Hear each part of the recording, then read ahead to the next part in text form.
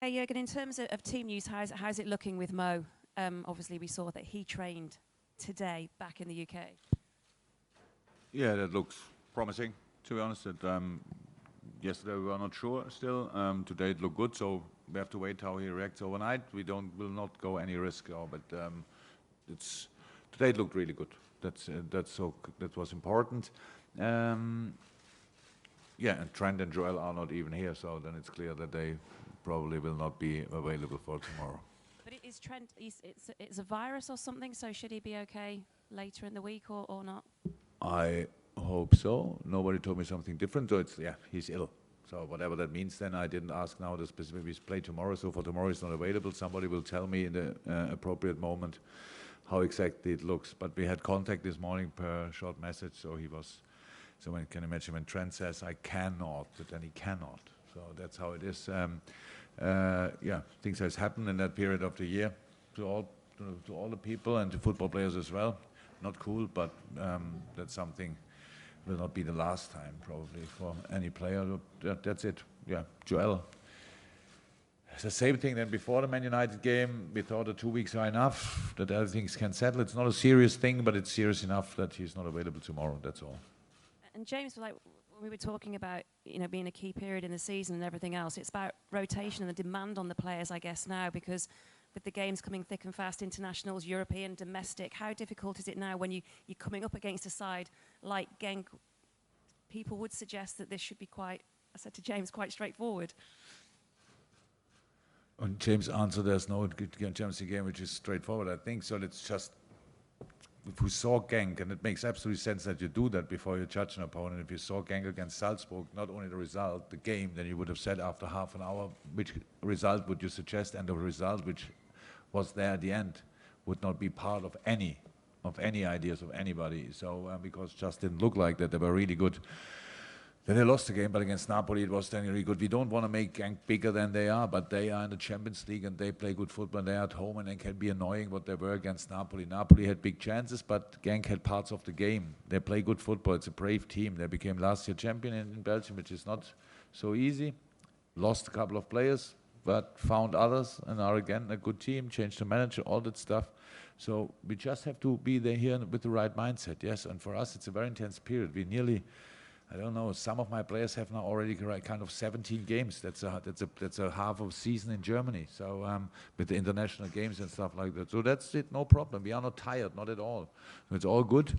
But of course we have to change positions, but we have to change anyway too already with Joel and Trent. And then let's see what we can do on top of that. But it's never for changing. It's always for being best prepared for the next opponent. And that's tomorrow Genk. And we wanted to find a team, and I think we found it, which can make life uncomfortable for Genk. And that's a very important part of the game. Okay, last question, Jules, and then we're going to go Andy Hunter and Dominic King in that order. And just following on what James was saying about Alisson being back and Adrian, or was it Chris? I can't remember which one it was. But how did Adrian take that? I mean, obviously there would be disappointment, but he's overall not really. I think he was maybe a little bit disappointed, but he didn't show it at all. So it was clear from the first second when Adrian signed the contract that in the moment, as long as Ali is fit and makes I don't know how many 10, 15 mistakes in a row, that we will not talk about the position 1 or 2, and that was clear from the beginning. It was always clear that in the moment when he's fit again and he will play, and he took it completely calm, professional. What can you say in training? You didn't see anything. I think they come quite good with each other, similar language at least, and so the spirit in that training group is anyway really good with Jack and John, and together with Queef, then really 5 goalkeeper experts. So I like watching them. I have no clue what they do, but I like watching them. And so now, how Millie said, let's make sure that Ali can get rhythm back in training. It looks unbelievable, but the game is still it's something different. So I'm really looking forward for a season, a healthy season for Ali from now on. That would be really cool. Okay, Andy Hunter and then Dom King next. Jurgen, you've always said that you wanted to make Liverpool a destination for players rather than like a stepping stone to other places. Does 7 nominations for the Ballon d'Or show that you've, on top of obviously the Champions League win, show that you've arrived at that point now? Oh, I don't know. I've never thought about that. I heard it that we have 7 nominees, and my question was the same: who is not nominated? But it's nice. I don't understand. I really don't know too much about these kind of things. To be 100% honest, what it means to the players and stuff like this. I think when you win it, it's big. When you don't win it, hopefully it doesn't hurt too much.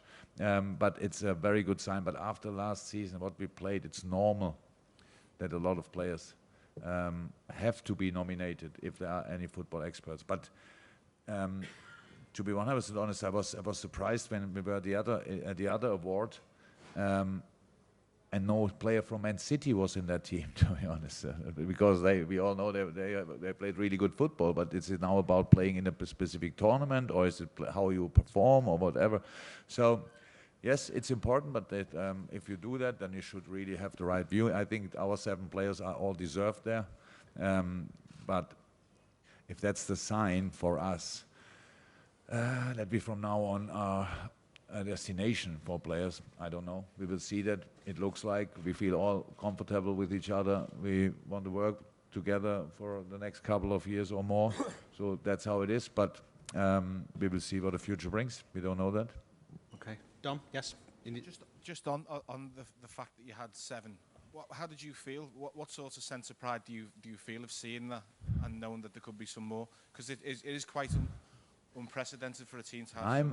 I'm proud in general on the boys, 100%. But I didn't feel proud in that moment when I heard it. I think 7 of my boys are nominated for whatever. I don't feel things like that. But I like them. A lot, and I'm happy when they win things. That's how it is. I'm not sure if I should be proud in a moment like this. I have not too much to do with that. So that's just the situation. The football we played, yes, that helped, but not more. I don't know enough about these kind of competitions, to be honest. Okay, Melissa, and then we're going to go to the 2 guys in the front row. If we could pass the microphone over once you've asked the question, Mel. Okay. Jurgen, just want to find out how Naby Keita's been looking in training and when will he get an opportunity to start. Obviously, he came on against United and made quite an impact. Liverpool fans were very excited about his signing. Obviously, it's been, the settling in period and issues with injury. But when can we expect to see Naby Keita at his best? Soon. I don't know when he will start, but Naby is... Don't know exactly. What is he now? Is he 1.5, 2 weeks in full training, roundabout? That's what you like when I'm sweaty. You can have that. Then we can stop that. Unbelievable. And he looks good in training, really good. That's why he played. They all look good in training. That's why we made the changes what we made, and because we really knew they can have an impact in that game. I was really happy. That was the best news of the whole day. Not the result, not the goal we scored, which was nice, but these 3 guys, which are very important players to us in a moment when it's not easy to have rhythm or get rhythm, when you don't play that much, can perform like this in a game. Because in training I see it a lot. So that was best news. And that's it. So I don't know, but it will not be long anymore. Okay, 2 questions down here, okay, and that will probably call it after that, unless there's anybody, particularly from the Belgian press, who would like a question. So, gentlemen with the... Hi, Mr. Klopp. What do you like, especially about Racing Genk? What's their strength, according to you, and which player do you personally like? Oh, I don't talk about individuals when I talk about opponent. I think it's a really good football playing team. Just so good organized.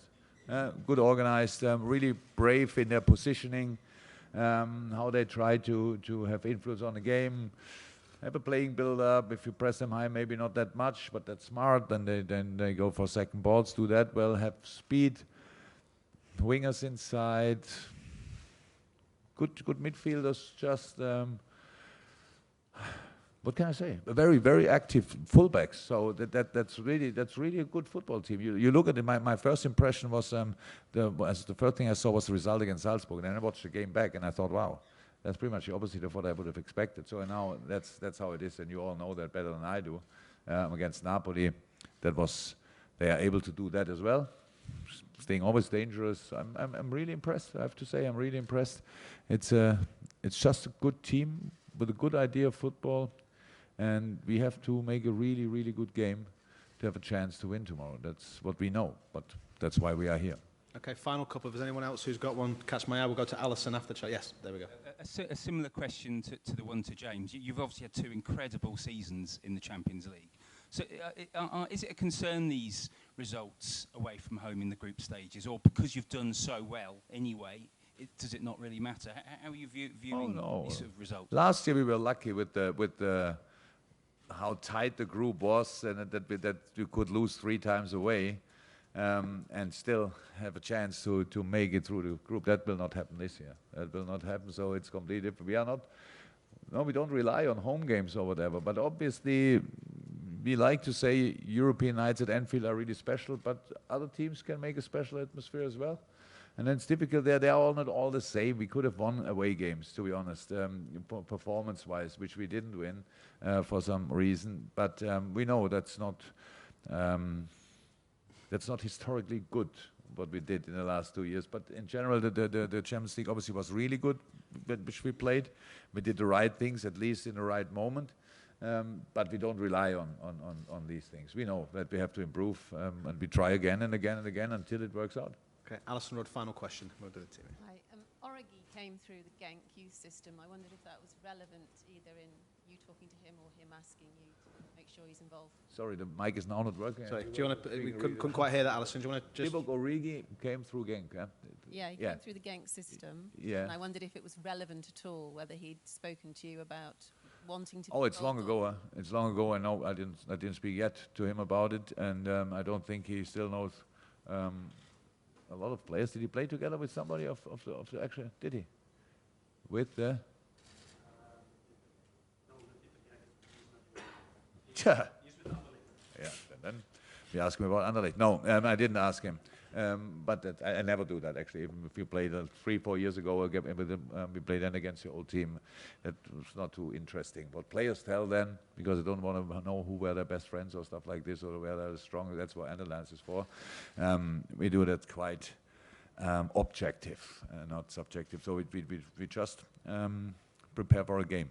And no, we didn't speak to Div about that, but yeah, it's a nice story. He can tell us a lot about Belgium, obviously, but where we are here. And I think you ask him what you can do here,